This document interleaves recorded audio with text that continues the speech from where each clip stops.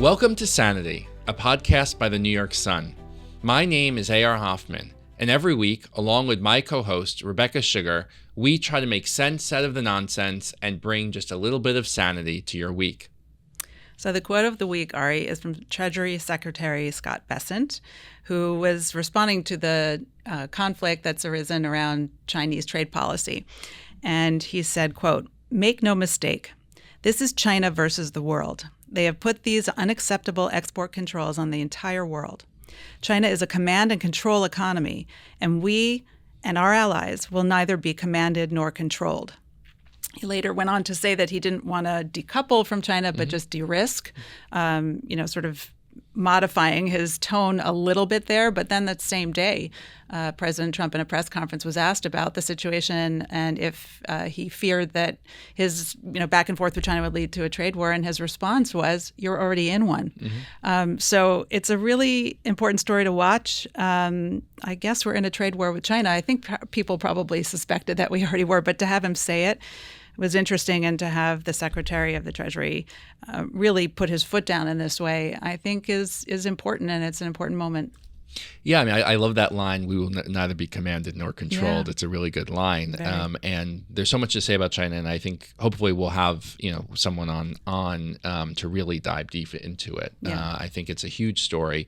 I think one of the interesting things now is sort of America shifting its posture, taking stakes in companies, being more aggressive in intervening in strategic industries as a way to counter China. For a long time, it was kind of like, well, our model of sort of laissez-faire, hands-off, free market is the best way to counter. It's interesting to think, like, are we learning from China? Are we sort of like adapting our strategy to address those weaknesses? It's a combination of that being President Trump's agenda and strategy, and also when they were just stopping, all imports of our soybeans and hurting our farmers, we kind of said meh, and we're going to subsidize the farmers. But the minute they hit the rare earth sector, it feels like Trump said no more, right? Yeah. And so it's really also about the sectors that they're hitting and the importance to our economy. Yeah, I mean, I think and we'll dive into it when we get to our top story, is sort of, does the Trump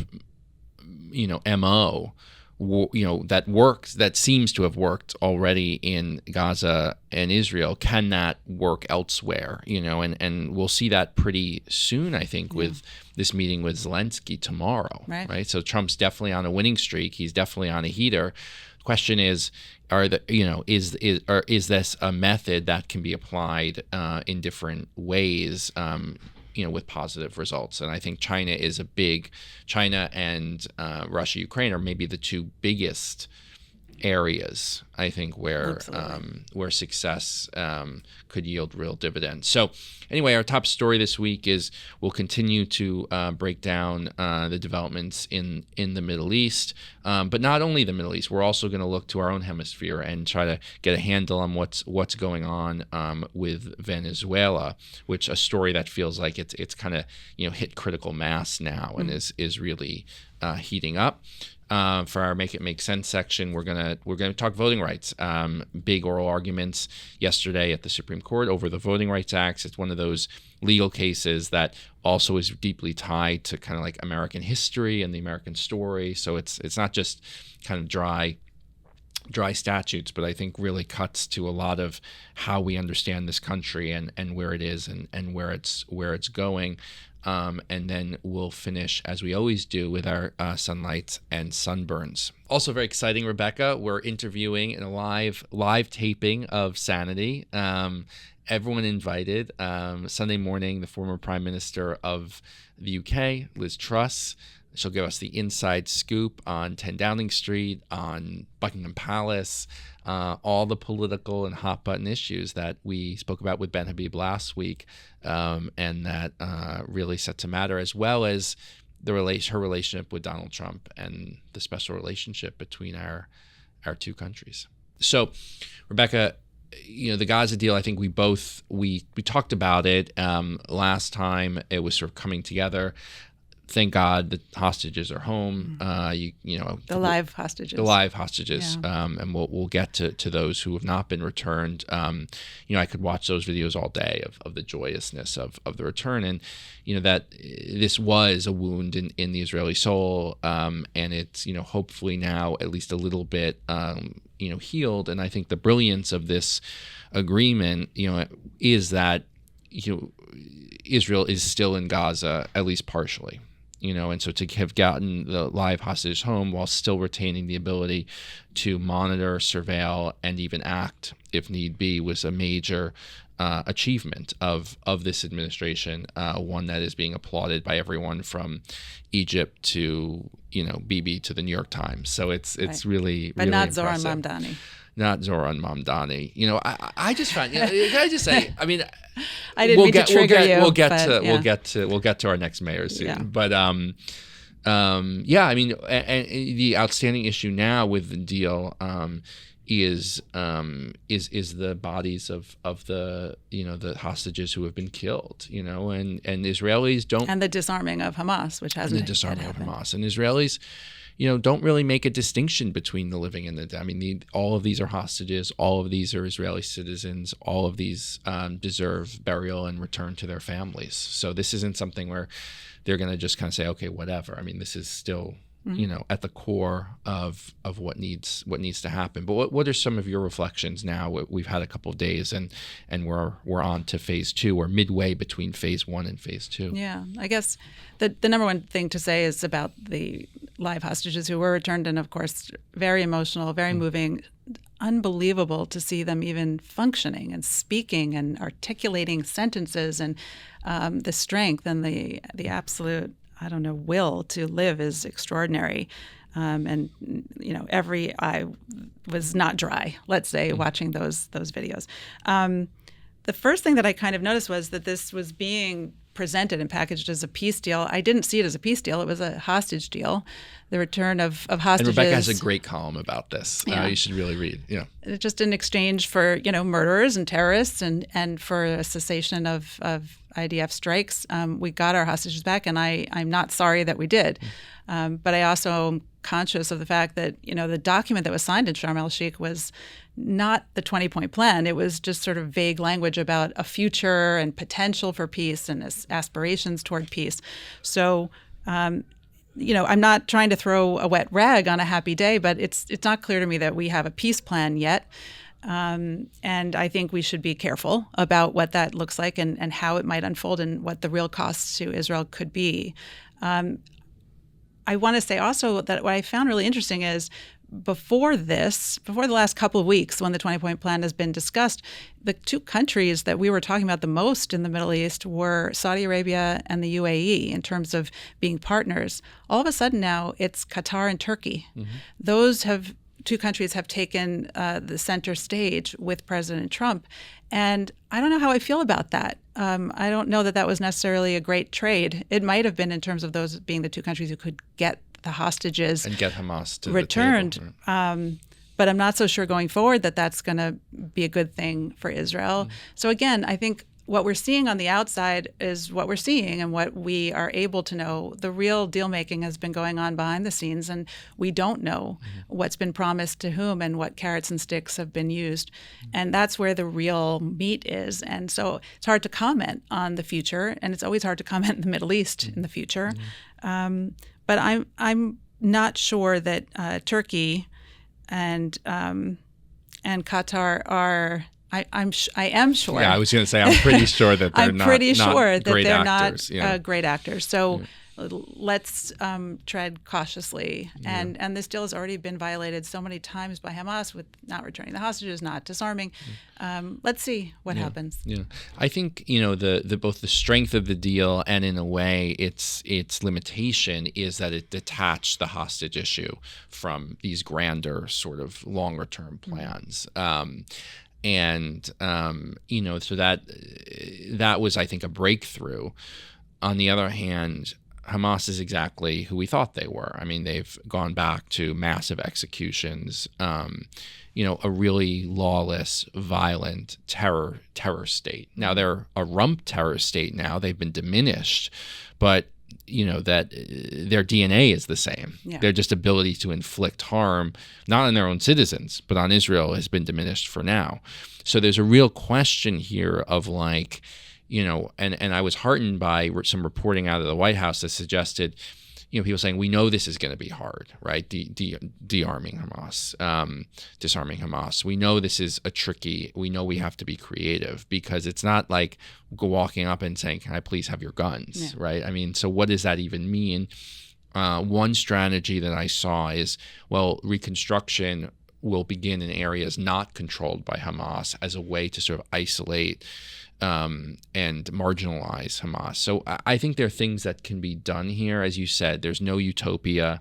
Every prediction of a new Middle East has always, foundered against reality. Yeah, and leading with economics, as you're suggesting, is Trump's strategy, I think. And it's an interesting new way to go. It's not been tried before, and maybe that's where the hope is, although I'm very reluctant to put too much hope in this yet, for everybody who's been through Oslo, and hope and what we wanted it to be kind of blinded everyone to what it actually was. And I'm very afraid of whatever they're calling the Board of Peace. I mean, we've joked about Tony Blair being part of it, but it's no joke. And whenever these sort of large international institutions are set up, they don't work the way they ever say they're going to work. And I don't know that they're helpful. They're usually harmful. And so I just, a lot about this makes me nervous. No, and there's plenty to be nervous about. I think mostly that Hamas, and not only Hamas, but Hamas and its enablers, its supporters, its constituency are unchanged. And so you haven't, there's no getting rid of that problem. I think, one thing maybe to be a little bit heartened by is I think Israel's paradigm has shifted. It's no longer just containment or naivete, or like you think of Oslo. It's now sort of aggressive, forward-leaning defense, right? I mean, we saw that this morning, news just breaking that chief of staff of the Houthis has been killed from that strike. So I don't think, Israel will be hesitant to sort of do what it needs to do to keep this issue manageable and contained. Right, that's right. Those are maybe the 2 points, right? That sort of define Trump's strategy is economics lead the way and everything else will follow, and military intervention works. The strike on Iran and the strike in Doha by the Israelis mattered to people in that region and might have, I don't know if changed their minds, but it certainly changed their behavior. And so that's the model going forward, not hope and peace and sort of Rabin Kumbaya stuff, but really military intervention and economic incentives. Yeah, and it's worth mentioning just because we covered it a lot. That we had that two-state solution conference at the UN. We had that. And, the way this eventually got done was not that path. It wasn't the UN path. It wasn't the European path. Yeah. It was this alternative track that really delivered results so far. I think the danger, as you said, Rebecca, is that, Trump saying it's over, this is, there has to be the ability to adjust as reality shifts, right? And just saying it's over doesn't make it over. Yeah, can I just, one last comment, because The Sun had a great editorial on Benjamin Netanyahu, on Bibi, and kind of this is the moment for the left in Israel to do what the left in America has not been able to do, which is get over their Bibi derangement syndrome and, stop the lawfare, stop trying to prosecute him. He's spent the last 2 years of this war going to courtrooms several times a week to defend himself against really trivial and silly charges. And this should have been a moment. It wasn't, of course, when Steve Witkoff was in Israel and he thanked Bibi Netanyahu. There was large booing from the crowd. And I recommend Gadi Taub wrote a really great piece about why that is, because the sort of bring them home movement was captured by the left in Israel, who really leveraged, sadly, the hostage situation to attack Netanyahu. And all of that ugliness now should really end. And even if the left really wants to see a new prime minister in there, the best way to make that happen might be to stop attacking him in the courts. The courts in Israel are notoriously corrupt, the secular courts and the rabbinic courts, and this is just further evidence of it, and they should let it go. And if he needs to ride into the sunset peacefully, let him, so that you can replace him with someone else. But doing it this way just is an ugly end to this hostage situation, and it shouldn't be ugly. It should be joyous and happy for everybody. Yeah, lots to say there. That was a kind of an amazing moment in the Knesset when Trump said, "What are we talking about? Cigars and champagne?" Yeah, I mean, listen, Israel has elections at the latest next fall, so it's what we say here. If you want to replace someone, then beat him at the polls, right. and try to figure out what your strategy is, and run good candidates and all these things that the left hasn't done in Israel for decades, and that, obviously Democrats have struggled with here. I will say, there were moments from this week that, have just stood out for me. Obviously, the videos of the hostages return, the joy, reuniting of families. But I thought, that, and it surprised me how affecting I found, Witkoff and Jared and Ivanka's speeches at Hostage Square. I mean, I think on you or on the Israeli people, you mean? No, on me. I thought that it was really an amazing moment. When Jared said, you haven't descended to the barbarism of your enemies, and it wasn't just politics. It was, it felt authentic and real, and that somehow, these bonds, Israel's taken so much criticism and so much hate, and they still do, and they even still after do. this. Of course, I mean that's a whole another thing. Not shocking. But yeah, this was a real triumph, I think, of the head and the heart. Yeah. In a really nice way.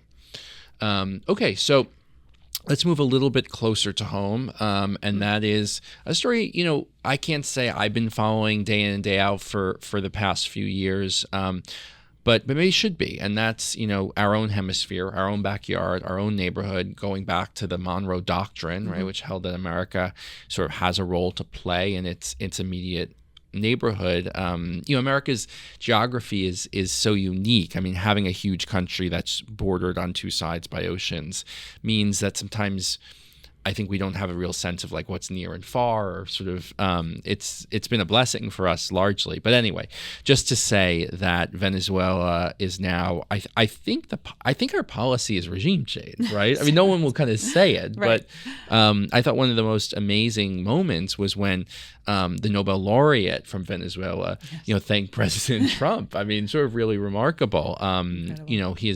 There's now I think $50 million, I forget, bounty on Maduro's head, and we've stepped up this military campaign against Venezuela. So it seems like a maximum pressure. It does. It feels, I think we've talked about this a little bit before, but it feels like, again, this is not just about Venezuela. This is a message to China that has deep roots with Maduro himself, supporting him politically. Major tens of billions of dollars have been spent by China in loans which they can't pay back to Venezuela. And the Chinese have a huge interest in the oil fields there.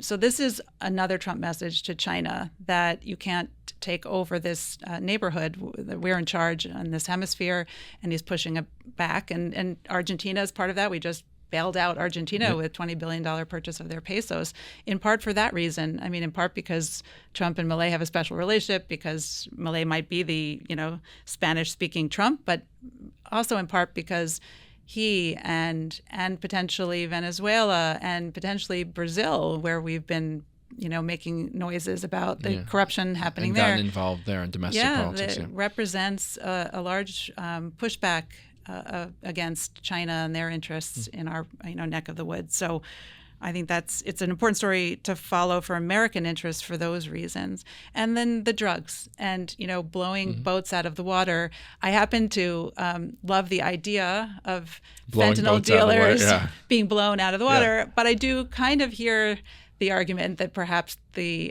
government should be a little more forthcoming with their evidence that they are blowing the right people out of the water. Or what's kind of the theory of the case? I mean, this is kind of exactly on the line between kind of foreign policy and, domestic drug enforcement. And, you probably would want, a kind of some general parameter. I mean, are we at war? Are these, It's a national emergency kind of thing. It's international blurry. waters he's doing it in. So, their claims would all stand up to me if they would just show that they, the names of the people that were in that boat or the specific, drug cartel that they're targeting something so that we can put that to bed. But it doesn't bother me at all if it is what they say it is, it doesn't bother me at all. Yeah. I mean, I think another part of this, and that's absolutely right, is just the immiseration and ruin of Venezuela itself. I mean, this is a country that is blessed with enormous natural resources, oil most of all, that was a very wealthy country. And Caracas was a amazing destination for people. And has become...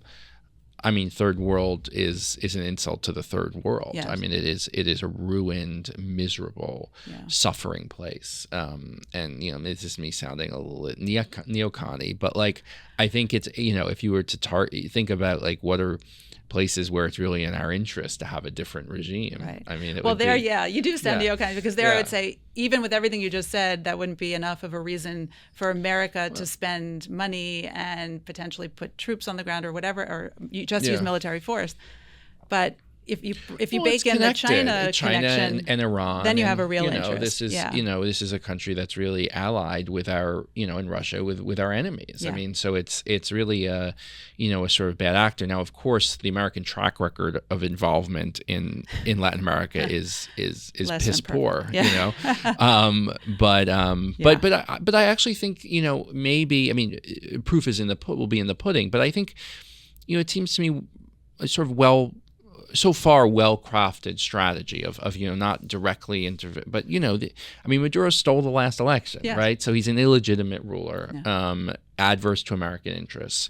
I think the bounty is largely symbolic. I don't even know how that would work. Like, is someone just going to kind of like kidnap him, or maybe? But but turning up the pressure, I think is a good thing. I think if we talk a lot about limiting Iran's kind of ring of fire around Israel, but Venezuela is also a country deeply infiltrated by Iran, with a massive Hezbollah presence.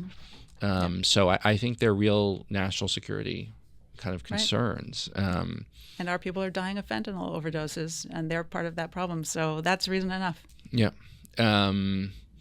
Yeah, we'll see though. I mean, I think your point of a kind of like, okay, how much of an escalation do we really want here, and what are the off ramps or the guardrails? I don't think there's any appetite for American troops in Venezuela. No. No. And I think it's just fair to say, if you allow the American government to blow boats out of the water and not fully detail who and what they're targeting, then even if you're happy in this circumstance, in the next one and the next one after that, you might not be so happy. So I just want to make sure that they're doing this the right way. But again, I'd like them to keep doing it the right way. I know, just on a human level, anecdotally, I have a number of friends and family friends who are, refugees from Venezuela, and specifically Jewish refugees, and they just have described horrific anti-Semitism, and vicious anti-Israel sentiment, and confiscation of property, things you read about, from the 20th century. I mean, it's really that bad, and I think because it's Latin America, we kind of like we don't focus on it enough, but real people who love that country and love their homeland, have had to leave. Yes, and look at the change. Look at El Salvador. Look at Argentina. You can see something emerging here that's really amazing and could be great for even the United Dominican States. Republic. Is better than it. Yeah, it's better than it was. Yeah. Okay. So our Make It Make Sense section, we're going to tackle the Voting Rights Act. The case is Louisiana v. Calais. Just to kind of a quick and dirty potted history, the Voting Rights Act is a product of the 1960s, 1964, Lyndon Johnson.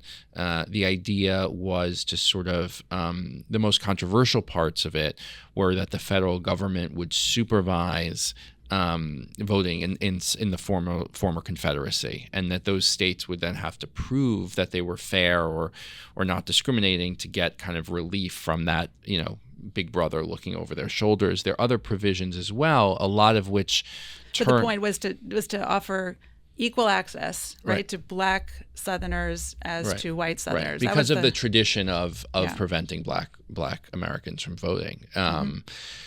So it was meant to give teeth, right, to the 15th Amendment, which guaranteed the right to vote. Okay, so we're now kind of like, decades later. This court has shown great skepticism towards the Voting Rights Act in recent years. There's a case called Shelby County. Basically, the understanding was this court maintains that those were kind of measures that might have been necessary then, but shouldn't be, eternal. That they were kind of departures from a kind of colorblind approach that might have been, again, required or demanded because of the extent of persecution and discrimination, but now just read as violations of another amendment, the 14th Amendment, which guarantees equal protection under the law. So the oral arguments were yesterday, and just specifically in this specific case in Louisiana, the argument, I think, and just correct me if I'm wrong, is that there are 6 districts, and there was only one that was black majority, and so a few years ago they created a second one because of the Voting Act, and now they're challenging that second district because they're saying the Voting Act doesn't apply here. There is no actual restriction on people voting. You're just creating another voting block based almost on equity. It sounded like the outcome has to be sort of 1/3 of the population and 1/3 of the districts, but that's not what the Voting Act was for. Right.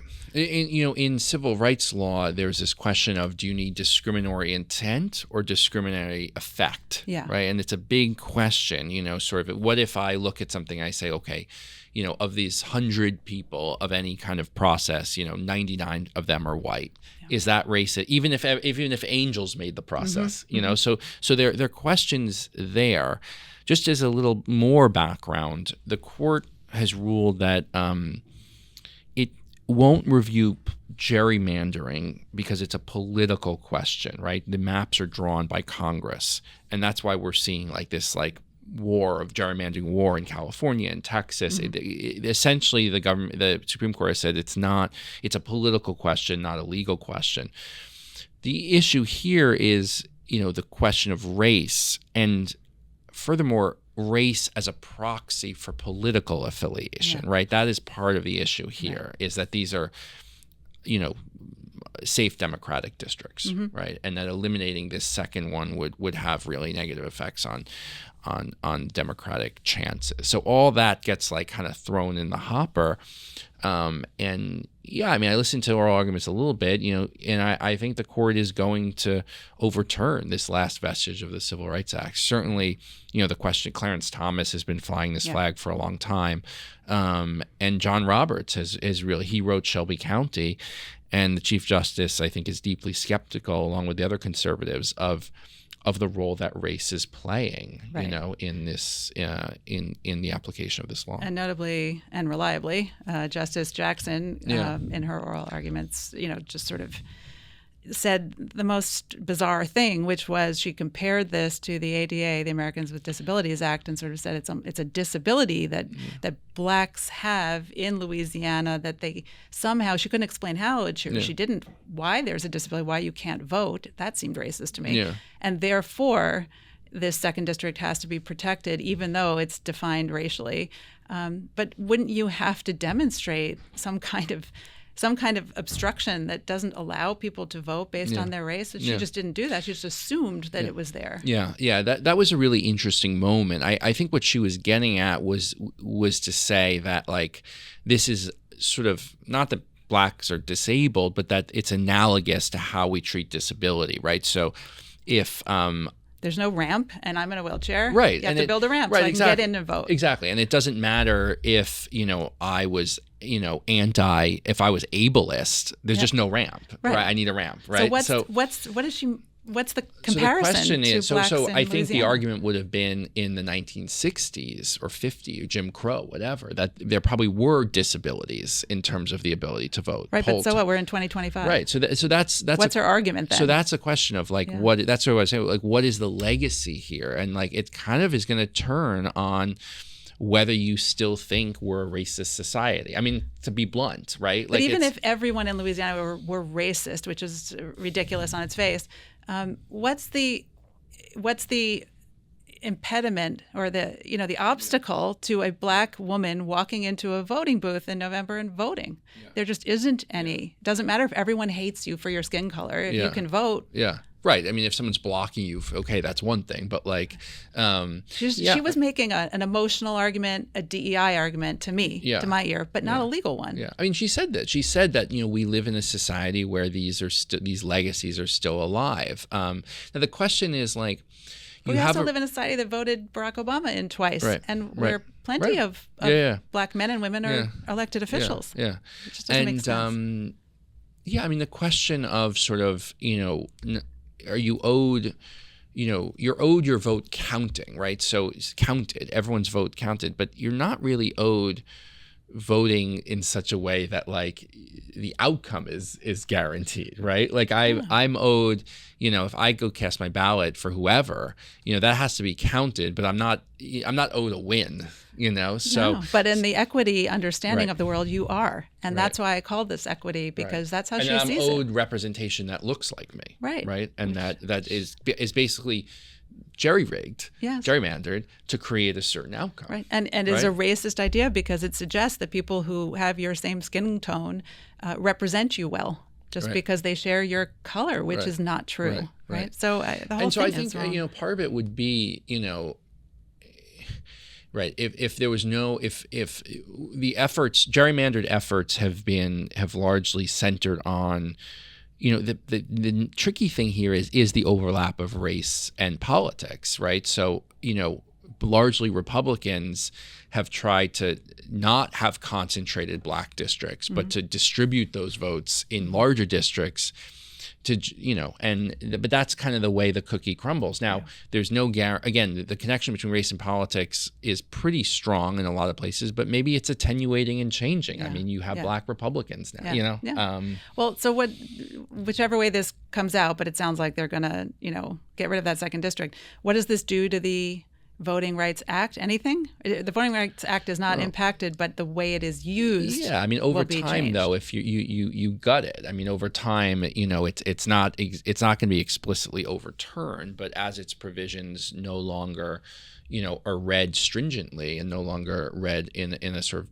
way that have teeth, it'll just become, it's a big law. So there are like lots of provisions in it, but there is an effort here to dismantle the parts of it that feel very, 60s-y. Well, it does have teeth, doesn't it? Like if a group of, BLM activists stood in front of an election office and stopped white people from coming in, and if a bunch of KKK members, that act would still be the tool they use, right? And there's a constitutional right to vote, and if you're blocked, you can do it. So it's more kind of like how aggressively is it applied, and where are the outer bounds of the ability to sort of like.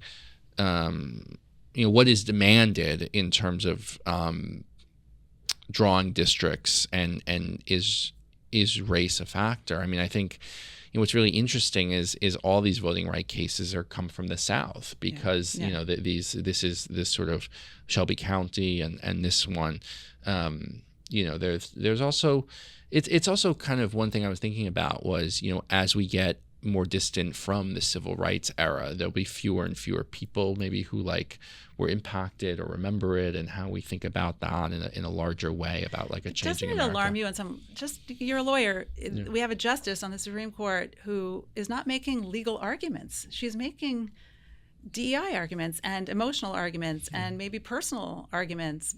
But isn't she supposed to be judging the law, not how she feels about the law? And that's really what I heard here was she was saying, there's nothing to do with the law, and I can't prove any of my position, but I'm just going to push it forward because that's how I feel. Yeah, I mean, I think the role of what are justices influences, or Clarence Thomas writes that his approach to the law is born of growing up in a shack without running water and without electricity, and I think in one sense what's interesting in a lot of these cases is that it's the conservative judges who are sort of want the status quo overturned, and so you have the liberal justices kind of in retreat with a lot of these precedents that are whether it's Roe v. Wade or here, like kind of being clawed back. So I think it's definitely being on the back foot. I think it's definitely being defensive.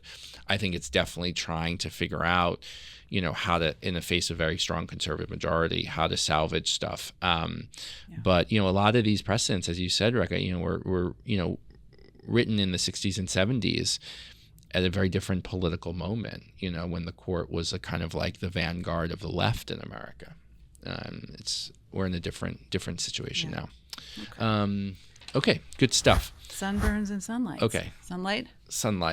It's not necessarily an undertold story, but I think it's a story worth watching. Is one thing I've spent a lot of time this week thinking about are, all these cases against James Comey and Letitia James and maybe Adam Schiff and John Bolton soon.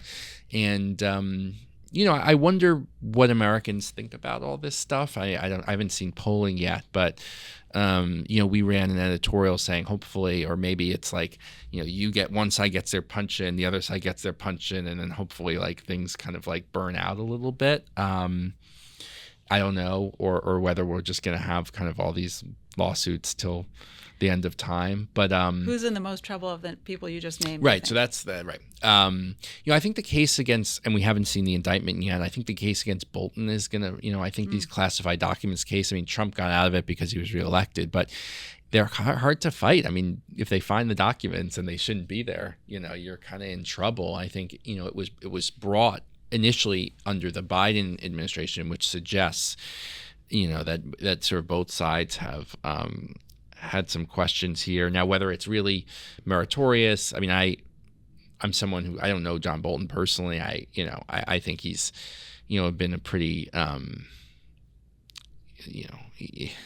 pretty good civil servant. I'm not sure. I don't have any animus against the guy like Trump does. But I think the Comey and James cases are weaker. But we'll see. I don't know. I wonder about this.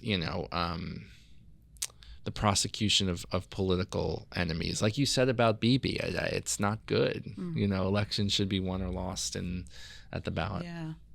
Okay, fair enough. I guess the Bolton, the documents thing to me seems bad, but yeah, like move on. Yeah. But the Comey thing sticks with me, and Schiff, like the thing that they did itself might not seem like a big crime, but the implications of their crimes were huge and I think deliberate, and therefore deserve to be punished so that people don't do that again. Yeah, and that's an interesting point. That people say one of the virtues or points of punishment is deterrence. Yeah. Right. Yeah.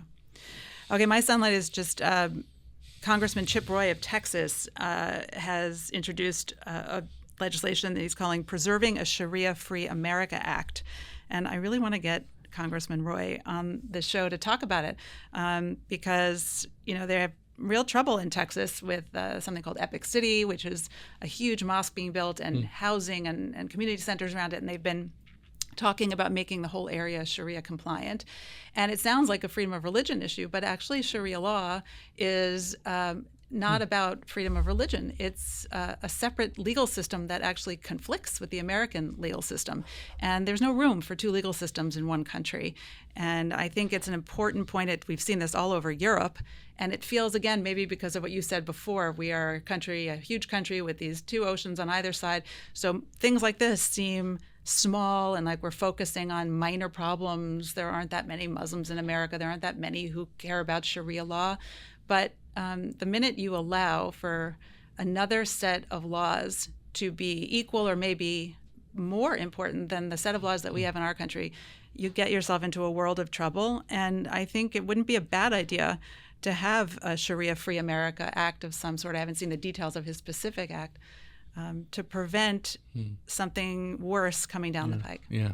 I like it. It's a hot take. That would be a good column. Yep. I wonder, though, I think it's a really interesting, fair point about two legal systems. I think this way about, Jewish beit-ins in a way. If you want to opt into them, maybe for civil matters, obviously that's what to do. But it's strange. It's Right. even the ability to go to a different kind of court and how those two legal systems interact is a But kind Judaism of does very explicitly say that Yeah. the law of the land dominates, Yeah. and you are subject Yeah. to it, and you can't Yeah. construct your own law that Yeah. conflicts with it. Yeah, I think that's right. But if you're in New Square or Borough Park and you want to get a divorce, let's say, I mean, you're kind of going to be bound by whatever court you go to. Okay, so my sunburn, I was gonna do, but I'm not gonna do your boy RFK's suggestion of a link between circumcision and autism. I felt that maybe I was like conflicted. You know what I mean? Like I'm not unbiased. It would explain a lot of the hedge fund managers I was just know. gonna say, but okay. but I'm gonna talk a little bit because it is debate day here in New York. About Zohran Mamdani's interview on Fox News, and that's having it both ways. I mean, he's asked about should Hamas disarm. He says in a way that's just so smug and kind of like New York needs to be more affordable, and it's so disingenuous because he's obsessed with Israel. Yes. This notion that somehow he's always asked about it and he just wants to talk about buses, and in fact it's actually the opposite. It's his driving, as it is for so many on the left. It's not one issue among many. It's his driving issue. And he said in the last week, I'm not a Zionist. Having Congregation Bethlehem having him was appalling, honestly, and that's been sort of well covered. But he is who he is at this point, and no one will be able to say they didn't know. No one can say they weren't warned beforehand. Yeah, I think that's important too. Is for all the hair on fire about his not being a Zionist, which doesn't even bother me that much. But it's the least of his bad things to worry about. But it's not working. Nobody cares. It seems that he's not a Zionist or that he won't condemn Hamas, whatever. And so maybe the way to beat him is not to keep beating that drum, but to talk about other things. But and to know that that's what we're getting. But the way you need a messenger. I mean, you can have a message, and there is no messenger. Correct. That's the problem. All right, we'll watch the debates tonight, and hopefully we'll talk about it next week. And just quickly, my sunburn is there's a recent study that came out that showed a meaningful drop in the number of undergraduates, particularly at elite schools in America, who are identifying as transgender and non-binary. The numbers went from 3% in 2021 up to 7%. Imagine almost 1 in 10 Social contagion, of American if there was one. undergraduates were calling themselves transgender or non-binary in 2023, and 3% in 2025, back down to its original rate. So what could explain that? And the people who did the study, went through all the reasons, and they basically said, two things sort of stood out. One is the decline in mental health issues since COVID, and the correlation between mental health and people who declared that they were transgender is obvious. But I think it's also clear that this was a fad. It's just like so many other fads that has passed, the difference being that this did permanent and irreparable damage to young people. And adults allowed it, profited off of it, continued to profit off it. They're just barbaric. Yeah, it's a lifetime of misery for the people who've been through this. And so even if you're part of that 4% that came back to your senses, your life is changed if you've been on hormonal therapy in your late teens or early teens, let alone had surgery. So, it's good news that maybe we're ending the madness, but what a shocking thought that teenagers and people who are in their early 20s are so susceptible to fads that they could be driven to do self-mutilation effectively, and that adults could participate in child sacrifice. It's something to really worry about. Okay. Thanks, Rebecca. We'll see you next week.